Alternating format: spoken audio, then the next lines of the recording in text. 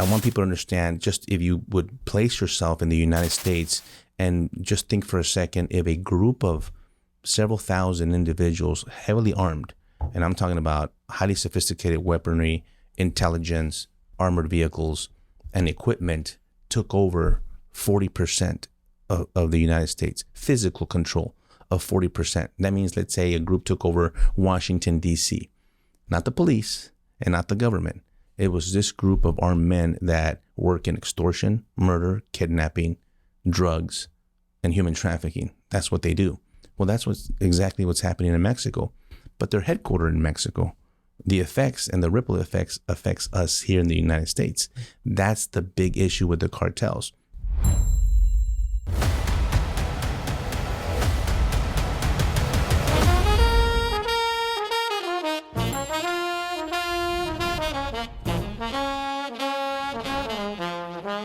Howdy, everyone, and welcome back to Moment of Truth, the podcast of American Moment. My name is Saurabh Sharma. I'm the president of American Moment, and this week it is just me once more. Nick is busy making all the things that need to happen for American Moment to actually do stuff happen.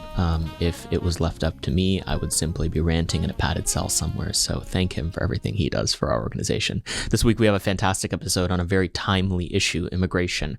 I was actually down at the border when Title 42 was rescinded, met with families that experienced the violence and total anarchy down there, met with Border Patrol agents, met with local law enforcement. It is an absolute nightmare. And one of the fantastic people I met while I was down there was a gentleman by the name of Victor Avila, who we had on for the episode today. Mr. Victor Avila is a retired Supervisory Special Agent with U.S. Immigration and Customs Enforcement, that's ICE, Homeland Security Investigations, HSI, and under the United States Department of Homeland Security, DHS. He experienced real tragedy at the hands of the cartels. He was on official assignment in Mexico and suffered multiple gunshot wounds a couple of years ago, but survived that violent ambush. But unfortunately, his partner, Special Agent Jaime Zapata, tragically lost her life. That was at the hands of the Mexican Los Zetas drug cartel. And we talk about that. We talk about all sorts of things on this episode. He's actually running for Congress right now. We're a 501c3, so we do not endorse candidates. So this episode should not be seen as either an endorsement or disapproval of his candidacy. Rather, we wanted to just talk to someone who's experienced up close the consequences of our failed immigration policy, someone who's was in the business of trying to help enforce our immigration policy and all the pressures that exist to prevent him from doing that. He goes into what the 5 different cartels are and what their interests are, why Title 42 is actually not all that it was cracked up to be, why Remain in Mexico was what it was cracked up to be, his experience both on the U.S. side of the border and the Mexican side of the border, and what Congress can do to maybe be a little bit more useful on this. It was fantastic. Victor's a charming man and knows a ton about this issue, clearly cares about it. We even talked briefly about sort of the culture of being immigrants and what it means to us to be American, to become American, and the criticism that we sometimes get from the people we're closest to on deciding to do that. He's a fantastic guy. And again, we're a 501c3. This should not be seen as an endorsement or anything, but I think it's an informative discussion that goes to so many of the public policy issues that American Moment cares most about. We'll go now to Mr. Victor Avila. Victor, thank you for coming on the podcast. Thank you so much for having me. We always like to hear our guest story, and in your case, maybe more so than anyone, your story is so much to do with your policy positions and what got you interested in politics to begin with. Why don't you tell us the tale of how you first got involved with defending the country and what your experience since then has been? Well, it started, my law enforcement career started at the age of 22. I've worked at all levels of government in Texas, at the county level, state level, and obviously as a federal level and even international level as a U.S. diplomat. I worked for the United States courts, which kind of ironic that I was just in the court system and reminded me of all of my ex job that I had. But when I was a federal probation officer, I used to interview a lot of these agents to conduct the pre-sentence investigation reports. And I really realized I want to do this. I want to be that agent on the street. And I did. I applied, became a U.S. Customs Special Agent that merged into what people know as ICE under the Department of Homeland Security had just been created. And so I went through the growing pains of a new agency, I have a bunch of badges to show it. I have a U.S. Customs Department of Treasury badge, an ICE Special Agent badge, and then I retired with an HSI Special Agent badge. So And what's HSI? Homeland Security Investigations, Gotcha. which so people understand it's an agency that has the jurisdiction to investigate anything that has a nexus to our U.S. border. Mm-hmm. All smuggling of goods and people, commercial fraud. Mm-hmm. Also deal a lot with money laundering investigations, the Bank Secrecy Act. Human trafficking and such. And so my career in Texas was the aspiration was to become a federal agent. And I did. And I was fortunate enough to be assigned back to El Paso, Texas, which I'm born and raised, and was very successful. Initially was narcotics, right? A lot of narcotics, a lot of drugs investigations. And then eventually my career moved over to the human smuggling, human trafficking, which when I got moved, I didn't really want to do that, and because I really didn't understand that type of investigation, but I eventually became a subject matter expert in human trafficking investigations, and I led the El Paso field office and task force there conducting these investigations, which then led my career into other things, money laundering, financial investigations, and then my career shifted over to working on the other side of the border in Mexico. Mm-hmm. And what time frame, years-wise, was all of this?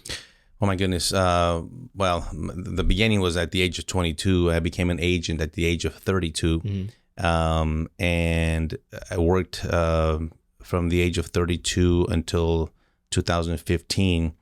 And so that's about 12 years with ICE alone. Yeah. And the reason I ask is because it feels like the question of border enforcement, of immigration, of law enforcement in general, you lived through many eras of that, pre-global war on terror, then, post creation of DHS, and then into an era where Democrats made it very clear they had no intention of enforcing the law, DACA, Trump era, you've seen all of it. And I'm just curious, zooming out, what has been the broad thematic understanding that you've developed of what's happened to our southern border and our law enforcement surrounding immigration? It's been a lack of enforcement of our existing laws. A lot of people think it's a magic wand that you need or new legislation. Actually, you don't. I know the laws. I've enforced them. Now it's a complete lawlessness and disregard for our laws that exist.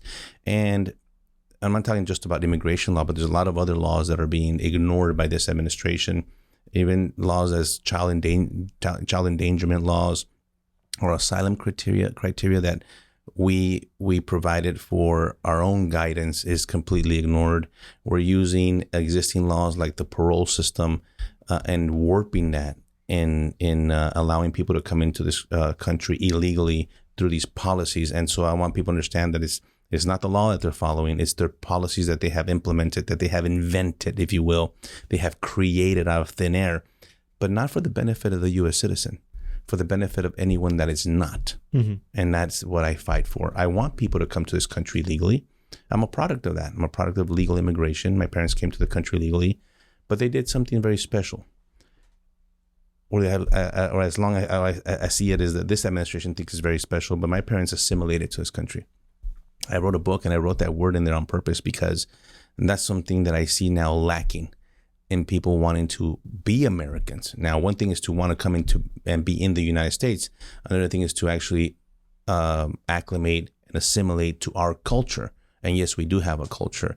And my parents were successful in doing that, which meant that their kids were successful in doing that. And that means hard work. That means God. That means family. That means country. That means being a good community member. It doesn't mean committing crimes or being a public charge to the government. And so I want that to happen legally. But what's happening now is complete lawlessness and really, I think, a threat to our sovereignty. Why did those systems of lax law enforcement start to happen? I tend to find in DC, the more you learn about public policy, the more you realize that just as often laziness and incompetence is explanatory as active malice. Usually it's all three. I mean, what is the death by 1,000 cuts process by which our laws started to be enforced less and less? One of the words that I use a lot is ideology, and it really is the left's ideology. A lot of people ask me the question as to why. Well, there's different agendas and ideologies, political agendas, but also ultimately the bigger picture is the open border ideology, the globalist ideology. We will allow anyone to come in without any restriction because somehow that's good in nature to do. But just the other way around, if you look at it trying to do it on the other way to another country, they don't permit that. But somehow the burden has been placed on the United States, the country, and our government, and a lot of our local governments to accept this. And I want that burden shifted back to the countries of where the people are coming from. They need to be responsible and held accountable for their citizens. I mean, right now we're dealing with even with deportations that these countries won't even take their own citizens back. And this is because our own administration hasn't dealt with that correctly. And so I think they definitely, yes, one of the answers might be votes.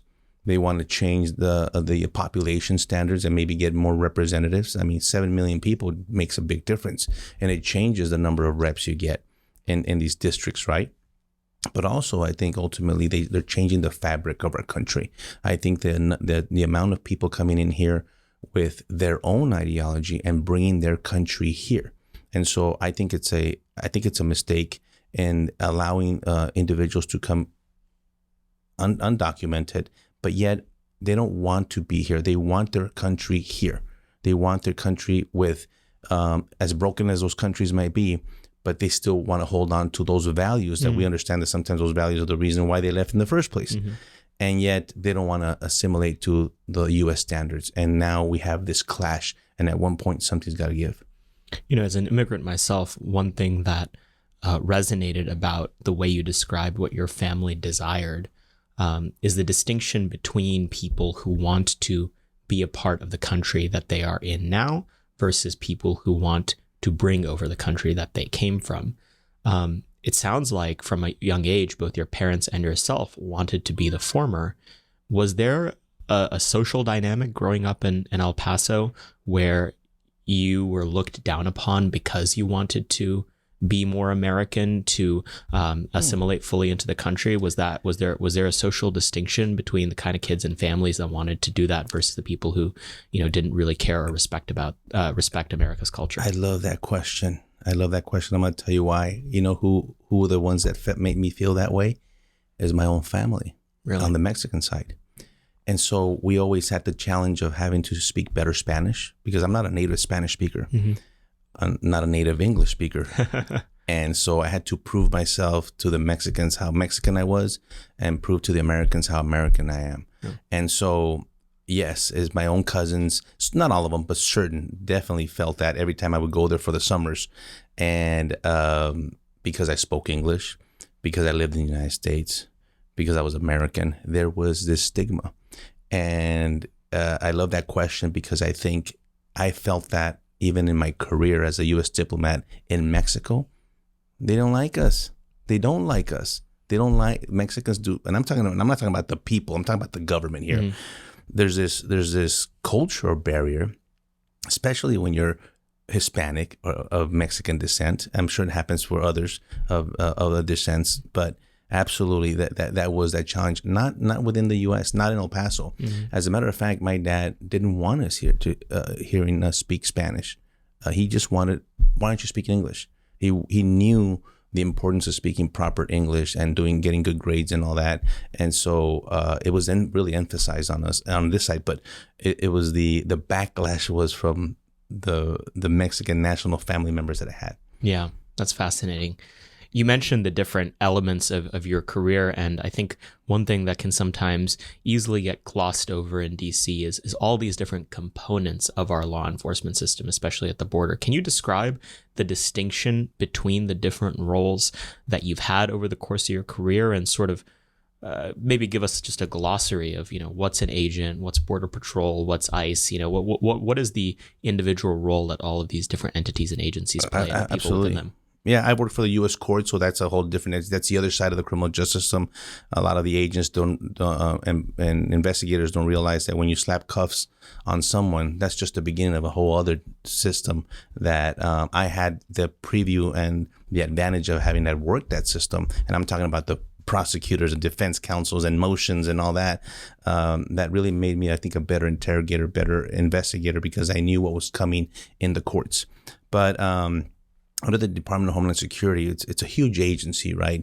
And think of it as this huge umbrella. Mm-hmm. And you have all these agencies. You have Secret Service, you have CBP, Border Patrol, you have ICE, and all these agencies. Well, they all have their individual roles. A lot of agents to this day disagree in what those roles, the way they were issued after the merger happened. Mm-hmm. But the way it is CBP, Customs and Border Protection, you have two divisions. You have what they call OFO, Office of Field Operations, which are the customs people in blue at the ports of entry and airports.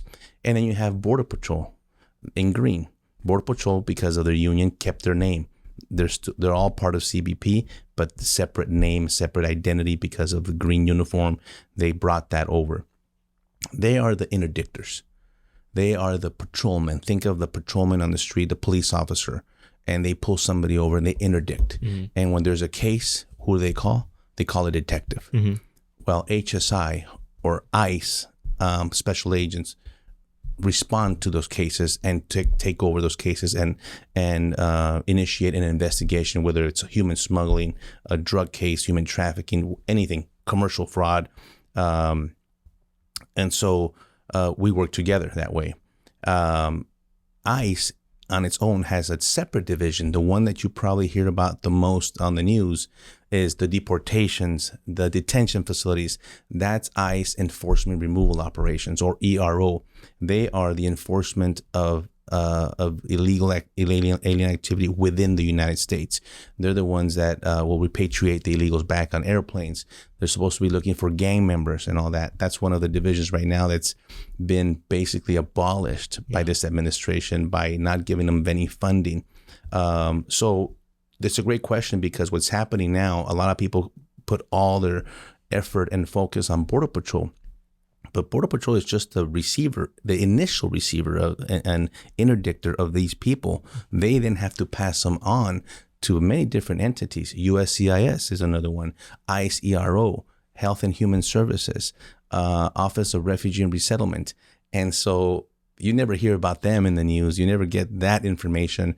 But they need more funding. They need more personnel. They need more bed space. And that's why you see a lot of these undocumented people being released to the streets, because there's nowhere to put them. Mm-hmm. See, that's so interesting, because we tend to think a lot about the process, the unsexy stuff, the things that people don't pay attention to. And I think you used the word earlier, and it's one that I've started using recently as well, which is people tend to think that sometimes public policy is like a magic wand. You pass a bill and the world changes. No, it's not. There is an entire set of follow-through actions that need to happen. You can have the best laws in the world on the books, and we in many cases do, but it's the actual way that these laws are enforced that changes it. What kind of person typically becomes a staffer in one of these agencies, in one of these roles? Because I feel like, it's the specific bias that I have because of the kind of events that I go to and everything. Mm-hmm. But every person I meet that works for Border Patrol or ICE is someone like yourself, patriotic, loves America, comes into this fight for the right reasons. But what's your assessment of the broad personnel question in immigration enforcement? You have a big, broad, and a diverse group, if you will. But believe it or not, you have a high percentage of Hispanic Americans. Yeah. There was an article about this a few days ago. I don't know if you saw this. I didn't see that, but I've always been aware that a lot of Border Patrol and border agents are Hispanic in nature. And yes, they're patriotic. And you have both sides of the spectrum. I mean, one of my best friends is a left-wing liberal nut, but we get along great. And we have these incredible discussions, even back in the academy. And sometimes those discussions ended up with maybe our voices being raised to a different level. But overall, they understand the mission of the United States. They're there to pursue a mission, and which is very difficult to see right now, is them not being allowed to do it. This is something that we took an oath. Remember, every of these agents swore on an oath to protect and defend the United States of America. against foreign and domestic enemies, and so they're not being allowed to do it, and that's very demoralizing to you as just as an individual and a person, and even as an American. Yeah, we talked briefly earlier about your trajectory through these various agencies, but there was a singular event in your life that I think has significantly informed your story. Why don't you tell us about how you experienced up close and personally the violence and the tragedy of what happens at the border? Yeah, my experience in Mexico, my career in Mexico started on the other side of the border from El Paso, Texas, and Ciudad Juarez. And that was in 2008 when that city was the most dangerous city in the world, experiencing about 350 homicides a month. I mean, it was just death surrounding you by the cartels. And then 10 people a day. Yeah, it's 10, incredible. 12. Wow. And it was, we ended up, my family and I, getting a permanent position as a U.S. diplomat in the U.S. Embassy in Mexico City. And it was the most I ever worked in my career. I was really busy working a lot and a lot of things besides the human trafficking and a lot of training. Our mission was to help the Mexican government with the Merit Initiative, a lot of money we were given. We built the police force. We did a lot of things. Mm-hmm. I saw our money being spent there. And so a lot of it was training. A lot of it was just simple police tactics, investigative techniques and the such. But we went through a tragic event on February 15th of 2011 where my partner, Agent Jaime Zapata, and I were sent on an assignment, a dubious assignment, if you will, that I challenged because they sent us on a highway that we weren't supposed to be on. There was an alert not to be on that by the ambassador. Nevertheless, we were overruled to go, and we were ambushed. Whose error was that? That's a great question. It was the error, and you said it earlier, incompetence, and there's a combination of incompetence and doing what you think and when you don't know. That's a deadly combination. In this case, it was because we were ambushed by Los Zetas cartel, and my partner was shot and killed in the line of duty. I survived being shot 3 times. I'm here by the grace of God. And so I've been through those decision makings. I've seen evil in its eyes, and I've seen the terrorism that these cartels have instilled not only in the country of Mexico, but in our country with the fentanyl and the human trafficking and anything that we're experiencing. But it was obviously a very traumatic event that my family and I went through. And a lot of things happened. The aftermath probably was worse. 2 of the weapons used against us were linked to Operation Fast and Furious. If you remember that gun walking operation under the Obama-Biden administration. And so my family ended up getting the short end of the stick. And I ended up kind of a forced retirement, and I took a medical retirement in 2015 because they didn't want me back. And like, what did I do? I didn't do anything. I got shot. That's how I did. I was proud of being a federal employee. I was actually a very loyal federal employee. But then I found out so many other things later on. It didn't matter to the government what I did or didn't do. I could have arrested 1,000 people or 0, and it made no difference. To me, it did, but to them, it didn't. And I never understood that. It really rubbed me the wrong way because, you're here doing a mission where you're trying to make a difference. Mm-hmm. I did change a lot of lives. I rescued a lot of victims and women and children from these human trafficking conditions and slavery conditions. And that always made me feel good. But, the job is surrounded by negative, everyday negative happenings that's just the nature of the job and very stressful. So you're saying that there isn't a lot of ways that the federal government, these agencies, reward agents that do exceptional jobs? No. The supervisors that made this decision to put us on the roll, they were promoted. There's no accountability. I ended up being without a career. My career basically ended. And so you're absolutely right. It's warped, and it makes no sense. So all my career, I always wonder why there's somebody in D.C., not like me, that understands what's going on, but someone that does not understand what's going on, but pretends to know. Mm-hmm. And when I worked for the courts, a U.S. district judge taught me how to say, I don't know. And it takes a lot. It takes a lot of courage sometimes to say, I don't know, because you're supposed to know. You're the border security expert. You're the agent, or you're the surgeon. You're the doctor. You're the teacher. You're the banker. How dare you not know? Well, it's okay not to know. And it takes a lot of courage to say that. And my bosses in Mexico did not have that courage to say, I don't know, but I'll find out. No, you go based on what they think they know, and it had deadly consequences. When people talk about the cartels, it sometimes feels like they don't actually know what they're describing because they're so alien and foreign to what normal middle-class suburban people in the United States experience. What are the cartels? What are they culturally like? What's the mentality of the people who join those organizations, and what exactly is the ugly truth of what they do on a day-to-day basis? They're highly sophisticated criminal networks. They're not drug gangs.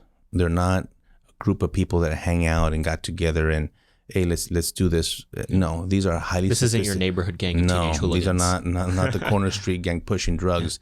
These are highly sophisticated networks. Again, think of them, the cartels. We have 5 major of the cartels, but within those 5 major cartels, you have sub-cartels that work for the bigger cartel. Mm-hmm. Think of DHS and think of all these, right? Yeah. The same thing.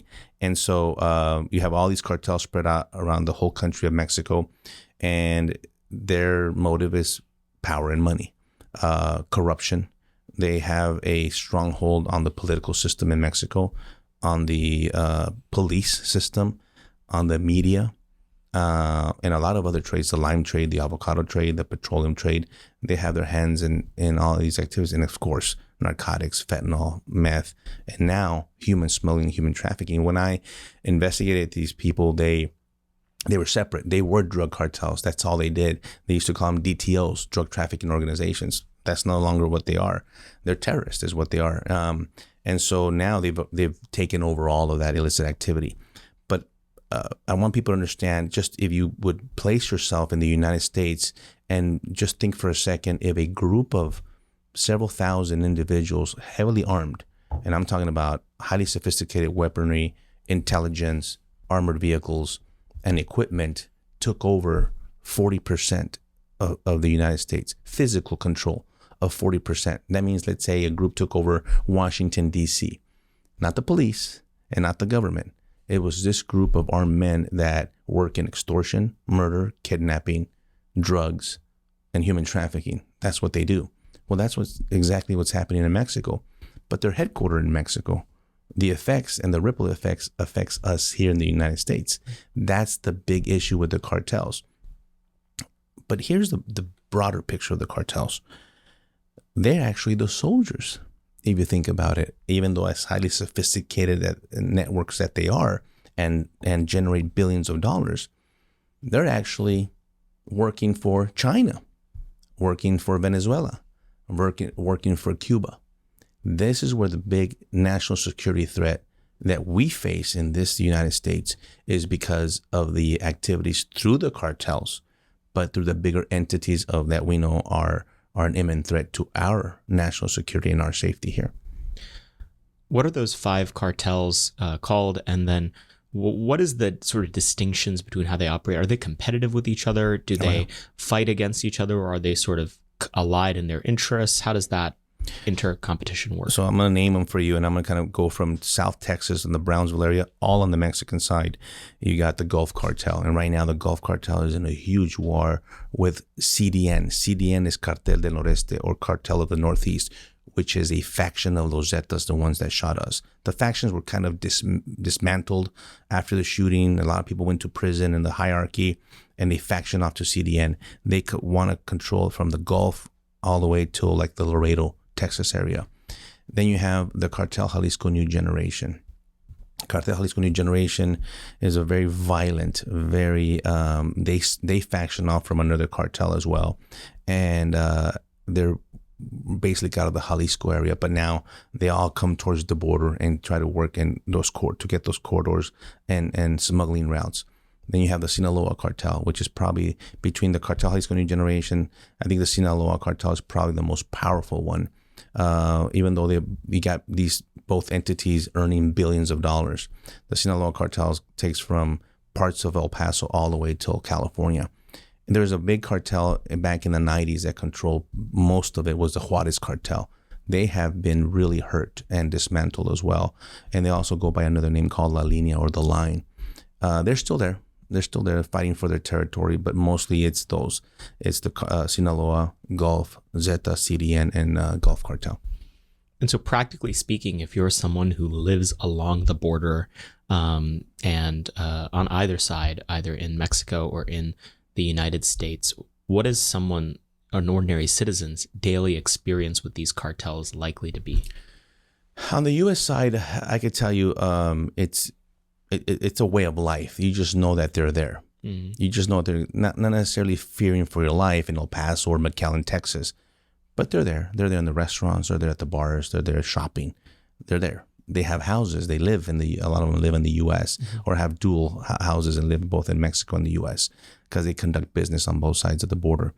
But they're from there. They live there. The people are from there. They haven't learned to deal with it.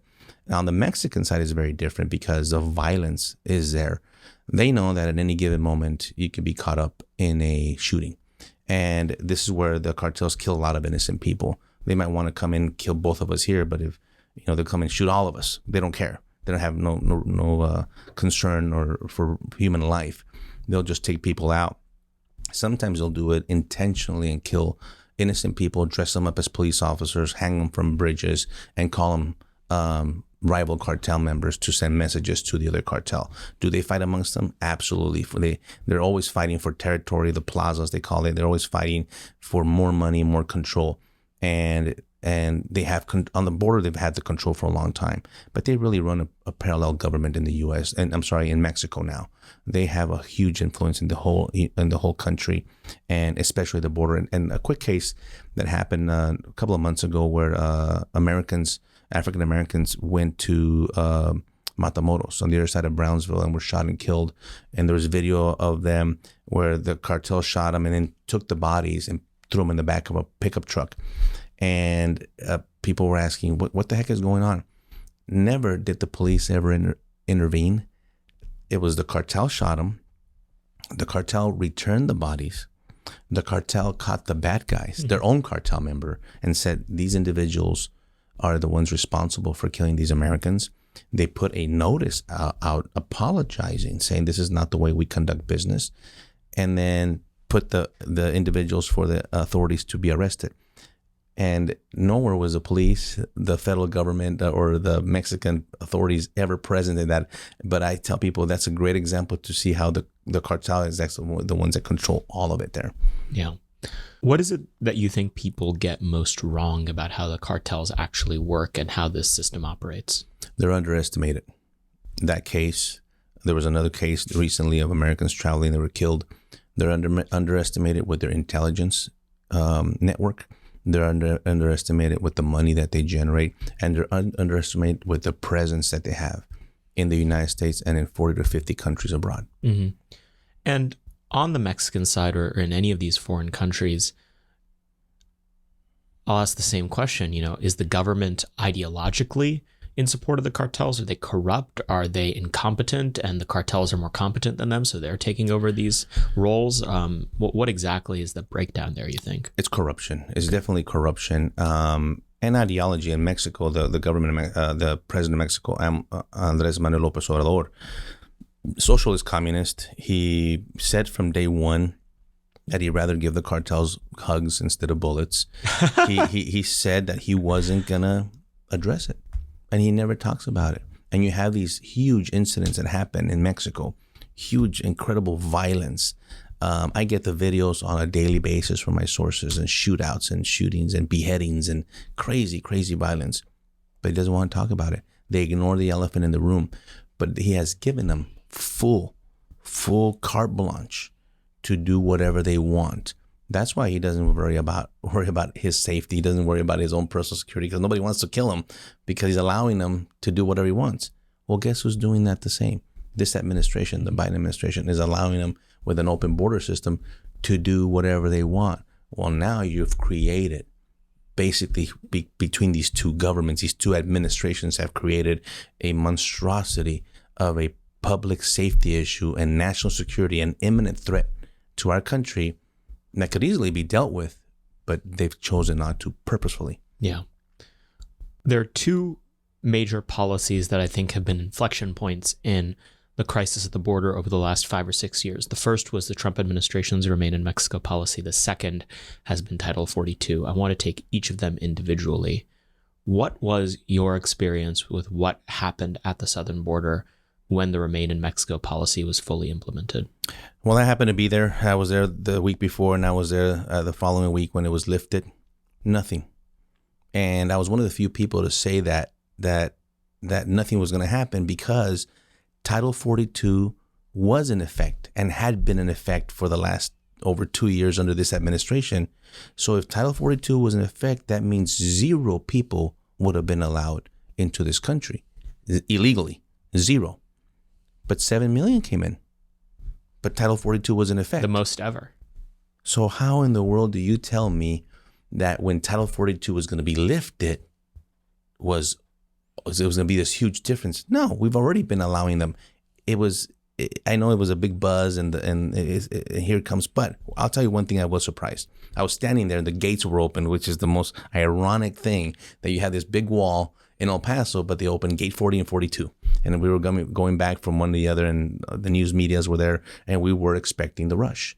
I had been briefed by a Border Patrol agent just a couple of days. He had given me very specific indications of what was going to occur, and that didn't happen.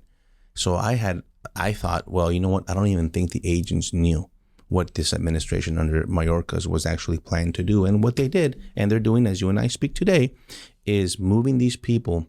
They're sending the buses across the wall, loading them up and taking them to the port of entry and bringing them in as legally processed illegals, which the numbers immediately dropped. And that's what you're going to hear, the rhetoric. Oh, the numbers, look at Title 42 is gone, and the numbers dropped significantly. The numbers did not drop significantly. You stopped counting them. That's why they dropped significantly. So I think it's even worse now. Because there's no political pressure, because I mean that sight of people rushing through may have actually kicked Congress in the butt to do something, but now they can hide it. And even the chief of the Border Patrol said in El Paso, because it happened to be the Border Security Expo at the same time, that they were not going to allow the building of 17,000 people at once under a bridge or by the wall, because they were going to avoid that optic. Mm-hmm. And sure enough, that they're not allowing it. But not everybody's going through a port of entry. Some are being bused to other parts of Texas, Del Rio, San Antonio. I was in San Antonio. The airport's full of illegal aliens. And some are being released to the streets. It was impossible to get a flight out of El Paso the days after Title 42 ended. That was affordable. And I'm guessing because they were loading up tons of people. I saw them. I flew out of there, and a bunch of illegals. And so that Title 42 is a farce. But here's the thing about Title 42. You could have actually kept it and enforced it, and because now everybody, obviously it was because of the pandemic and because of COVID. But what about scabies? What about lice? What about tuberculosis? What about flesh-eating bacteria? What about syphilis? What about chlamydia? And people are coming in. What with all about of chicken those. pox? Wow. There was an outbreak of that in El Paso. Well, that if there's a Title 42 reason, you would think that we'll use that as those are worse than COVID in some cases. That's right. And guess where they're bringing it? To your neighborhood, to your kid's school. Because I've been saying it for years, you will be impacted in the school systems, in the healthcare systems, and of course the criminal justice system. The hospitals in El Paso overrun by illegals. In McAllen, overrun by illegals because they require a lot of care. Now, this is what this administration is doing. They're showing you a plane, because I just saw a video by one of the sector chief, Gloria Chavez, down in the Rio Grande Valley, standing in front of the airplane. Look, we're repatriating back and we're sending people back. They are. They are deporting some people. They're deporting 5,000 people and allowing 900,000 in. That's the part they don't tell you. So they'll show you, and it's propaganda. Look, we are deporting. We are using Title 4. Title 8 is going to kick in. And we talked about this. What do you mean kick in? It's the law. It's always been the law. Yeah. The DUI laws don't kick in on and off, right? A police officer, it's like, I gave this example, and I thought, well, maybe this is a pretty good example. The mayor tells the chief of police to tell his patrolmen, you cannot no longer enforce DUI or driving while intoxicated laws. You will pull them over, and you will identify them as drunk, but you're gonna have to let them go. So 7 million of those. It's ridiculous, right? It's stupid. Yeah. But this is what we're doing. Why is it different? Because it's immigration. Why? You know how much death we've had at the southern border? 1,800 people have died in the U.S. side alone. Just 2 in the last, a week and a half in the custody of the U.S. government. And I'm talking about Americans, and I'm talking about illegals themselves are dying. They're drowning. They're being raped. They've hung themselves by trees because they're disoriented. They've cooked to death by the sun in the desert, in the summer months. Death. Rollovers, the smuggling, and they don't stop. They crash, and bodies start flying, and then they crash into and kill U.S. Americans. I mean, this is what's happening on a daily, weekly basis along the border. Along the ranches, the ranchers are fed up. The communities are fed up. Now it's like you have no choice. You will allow them in. It doesn't matter how it impacts your community, but you better deal with it. And you're seeing even sanctuary cities even pushing back now, like Chicago and New York and Connecticut. Like, wait a minute, whoa. We didn't ask for this. No, yes, you did. We've been telling you for a long time, and this is what we've been feeling for years.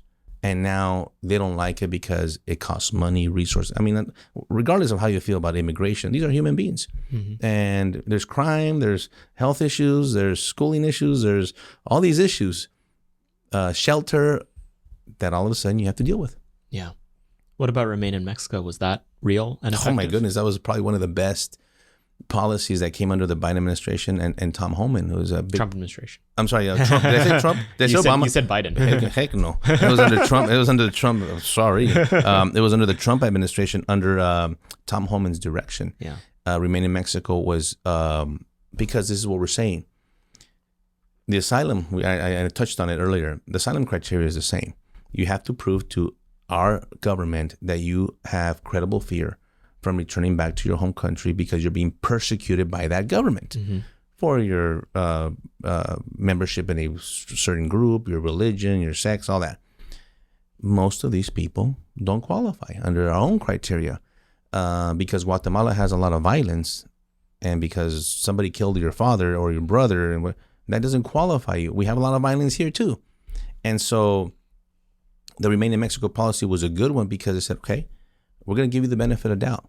If you really believe that you qualify for asylum, wait there and we'll process you. Because most of these people are not from Mexico. They're not from Mexico. As a matter of fact, they're illegally present in Mexico, and Mexico won't do anything about it. And don't even get me started on Mexico's role on this.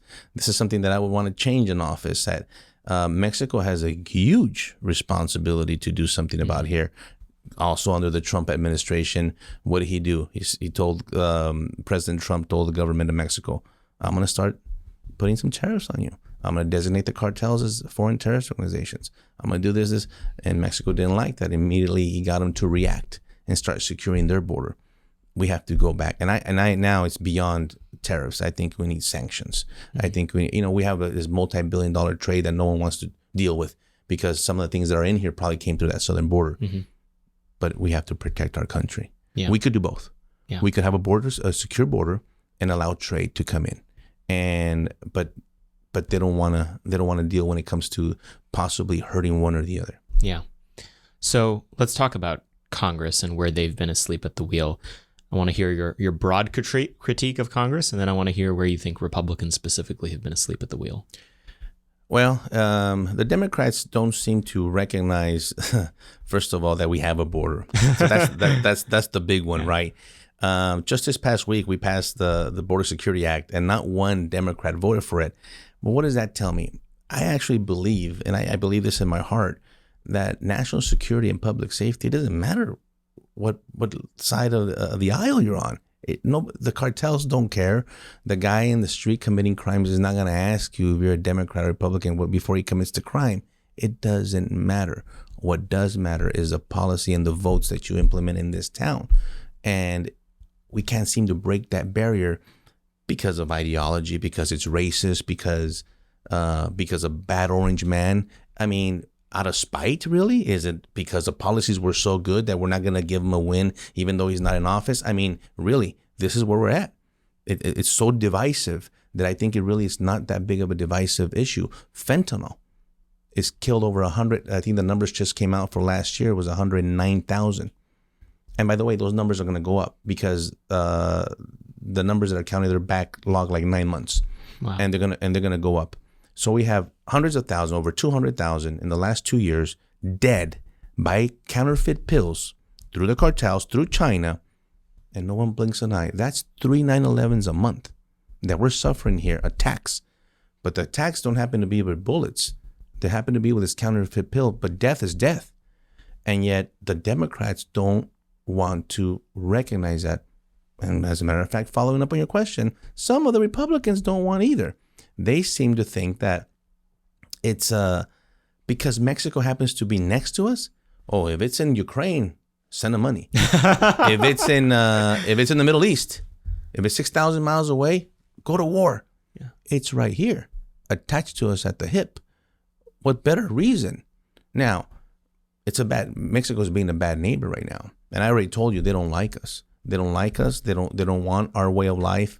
The government. They've already threatened our government. Don't you dare intervene with military. We're a sovereign nation. Da da da da. What about our sovereignty? What about our protection? What about our Constitution?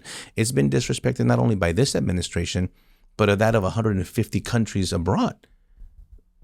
China, my goodness, now they're sending people across. Balloons, people. They're buying our land in Texas, 140,000 acres in Del Rio, Texas, next to Laughlin Air Force Base, 140,000 acres. And they're going to put windmills up there or whatever they call them. They're taking over. And this is the protection that I think that you have to really look on both sides of the aisle and recognize, listen, these are real threats. This is the bigger picture of the cartels and China and the takeover. And look at the Chinese police stations that we already discovered. One in Houston, Texas, and one in New York. What do you mean Chinese police stations? Yeah, they're here. Yeah. They're here. They're watching us. Mm-hmm. And we need people to understand the real problem so they could act accordingly with their votes in the House of Congress. So what is the path out of this, right? So I'll ask the question in two ways. One, what could an effective Republican Congress or conservative, sensible Congress under a Biden administration do on its own? And then what do you think the next conservative president needs to do on his behalf? So that's a great question because I actually saw it happen. And this is where I'll give praise to Congress. And that's why we're in a good position with the debt ceiling negotiations right now, because Congress stepped up and passed H.R. 2 last week, which is the Border Security Act. Now, it's not as strong as H.R. 29, which is Chip Roy's bill, which I happened to review. But we came together, we got the votes, and we passed it. It's a huge indicator about what the Republicans and conservatives want for this country. I mean, you can't ignore border security. I mean, that's the reason a lot of these individuals ran on, right? And so now we're giving them the tools to do it. Laws. To me, it's kind of funny. We're passing laws like HR, or at least pass it in the House, to enforce our laws. Yeah, it's like, no, we mean it. That's like, no. You are gonna get rid of Remain in Mexico. I mean, catch and release policy. Wait a minute, that's a policy, but we need a law to tell us to do that. But this is the pressure that we have to continue to put on the Biden administration. Like I told you, not even one Democrat voted for it. But moving forward, I think I see the Republicans at least coming together when it mattered. There's a lot more to do there, and there's a big division between kind of the grassroots efforts and the others, and with the members. But I think the overall picture is we send a message. We send a message to the Biden administration saying, now you have to act. Well, they asked us to act. They bluffed us to act, and then we did. And now they're wondering, oh, what do we do? Because now the ball is completely in the Democrats' court right now, and they're shuffling. They don't know what to do. You spend a lot of time with the grassroots in places along the border. What do they want?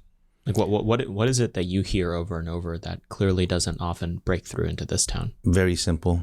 They want true representation. I mean, fundamentally, they want the person that they voted for to vote consistently with what they asked for. And unfortunately, that's not what they're getting with a lot of these incumbents.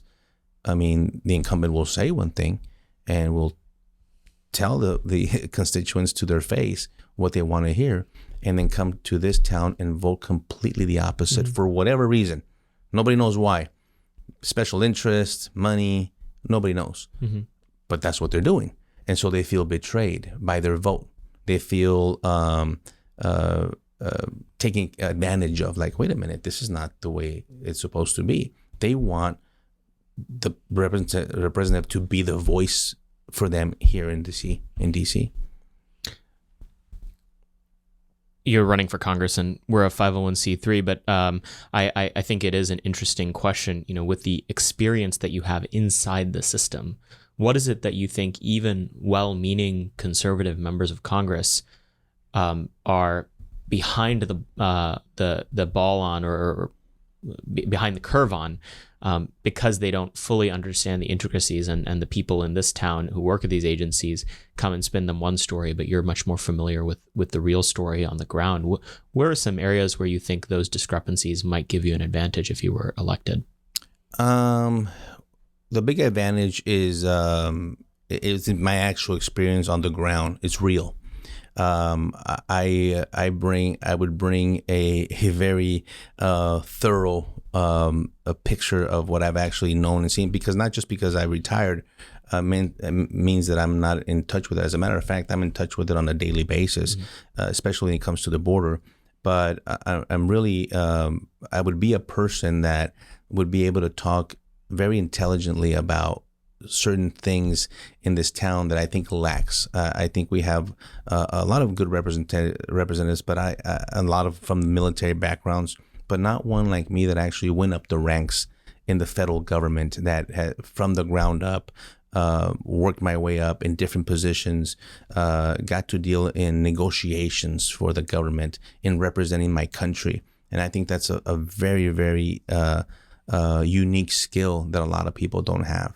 I mean, you talk about, I see the questions and these committees that they have, and I mean, interrogations is my specialty, right? I'd love to do that. Yeah. But also, like how would you question Mayorkas? Oh my goodness! Well, I just need to impeach him. I don't even want to question him anymore. Yeah. He needs to be impeached. But I think I would bring that real world. Well, I'm a criminal investigator, right, by nature. That's what I did all my life, and so I would really bring that and to light. And I think sometimes that scares people.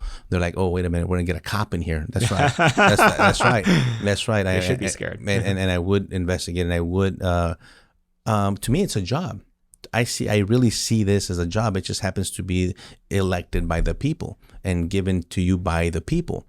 And I'm okay with that, and that's what I'm asking for. Give me the job. Let me do the best that I can. I will represent the people firsthand. And like I said, I'll go back to fundamentals. I'm going to give the power back to the people. I'm going to listen. I'm going to do what they want. I'm not going to do what I want. I'm not going to do what the party wants. I want to do what my responsibility is to them. But I also have the understanding, I'm not an idiot here, I understand the implications of CD23 down at the border of it has in the whole country. Yes, my whole interest is the whole country as well. I think we need to help save it. I want to help save it. And so I bring that big picture as well. And that my experience as a diplomat abroad in Europe and in Mexico has really given me that those negotiation skills. When you really represent your government in another place outside, you really quickly realize the interest of putting America first. Mm-hmm. And I think that's where we've been lacking. And so part of your second question is if a different party would come into play, well, it would immediately change everything. You get people elected like me, and it's staff and positions that would be filled by true patriots. It's going to change the dynamics of not just this town, but of this country. And you will see it actually even better than when it was before. Because, I mean, I can use this example of President Trump was there. He wasn't a politician, but boy, he quickly learned, right? I'm that type that if you put me somewhere and you teach me a new game, and I'm going to learn that game. And eventually I'm going to be pretty good at that game.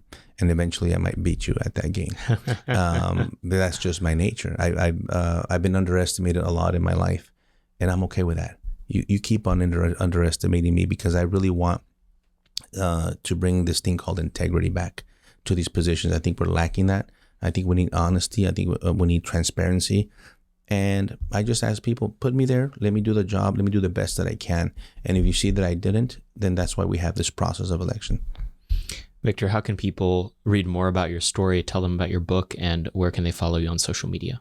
Yes. Well, the first one I'm going to send you is go to victoravilaforcongress.com. Yeah. Go there, and your contributions are always welcomed. You could follow me on social media. I'm on Facebook, Instagram as Victor Avila TX or Victor Avila Jr.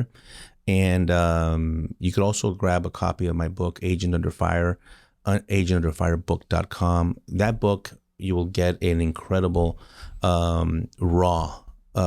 You're gonna go through emotions when you read that book because you'll learn a lot about me. You'll feel you know me.